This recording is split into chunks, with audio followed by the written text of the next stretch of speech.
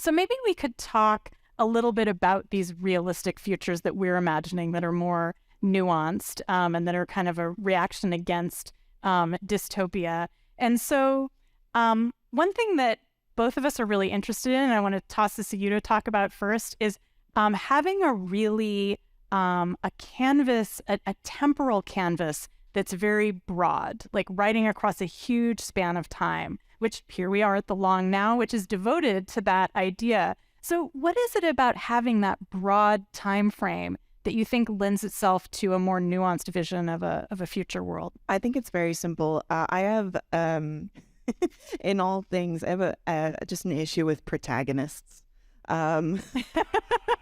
because we don't have any. Like, if you really want to write something realistic, you don't have a protagonist. Now, granted, I have written things with a protagonist because with a novella, like, you only have so much space. But I think if you really want to paint a picture of a world where it is more cooperative, where there is more of a collective mindset, where nothing is perfect, but things are working at least better than here, it makes more sense in my mind to show that this is a collective effort over time and over, often a large like geographical space or galactic space, depending on which books we're talking about, that you have multiple POVs, which we both like to play with in our work, because it's not just one person's story.